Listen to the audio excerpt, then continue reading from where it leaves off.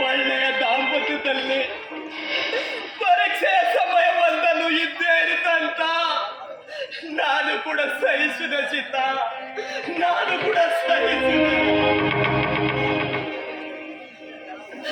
ಆದರೆ ನನ್ನದೆಲ್ಲದ ದಪ್ಪಿಗೆ ನನ್ನವರೇ ಹರಿದಿರುವಂತಹ ಕುತಂತ್ರದ ಬಲೆಯಲ್ಲಿ ಸಿಲುಕಿ ನಾನು ವಿನಾಕಾರಣ ಜೈಲಿ ಸೇರಿಸಿದ್ದ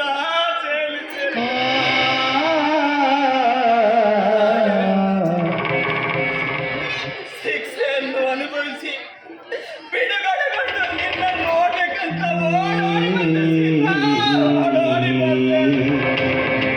ಆದರೆ ನೀನು ಆ ಮನೆಯನ್ನು ಬಿಟ್ಟು ಈ ಮಸಳ ಮನೆಯನ್ನು ಸೇರಿಲ್ಲ ಸೀತಾ, ಮಸಳ ಮನೆಯನ್ನು ಸೇರಿಲ್ಲ.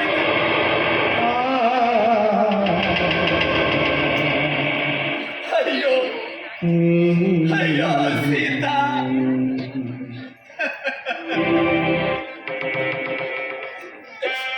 ನನ್ನನ್ನು ಬಿಟ್ಟು ಹೋಗುವುದಕ್ಕೆ ಅಂತ ಗಟ್ಟಿ ಮನಸ್ಸು ಯಾಕೆ ಮಾಡಿದೆ ಸೀತಾ? ಯಾಕೆ ಮಾಡಿದೆ?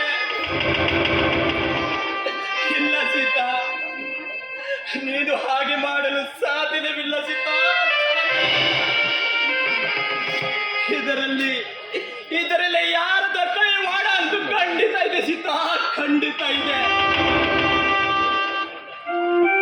ಇಷ್ಟಕ್ಕೆಲ್ಲ ಕಾರಣ ಅವರೇ.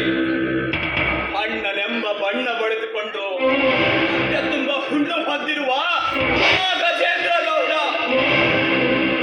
ಹಾಗೂ ಅವನ ಮಗ ಧರ್ಮ, ಆ ನೀಚ ಕಾಳಿಂಗ ಹಾಗೂ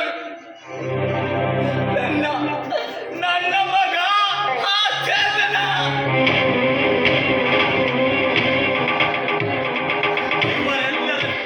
ಇವರೆಲ್ಲರ ಸೂತ್ರಕ್ಕೆ ಸಿರ ಕೊಟ್ಟವ ರಾಘವ.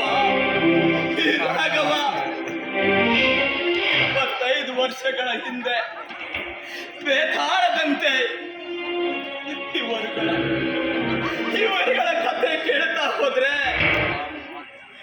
ಆ ದಿನ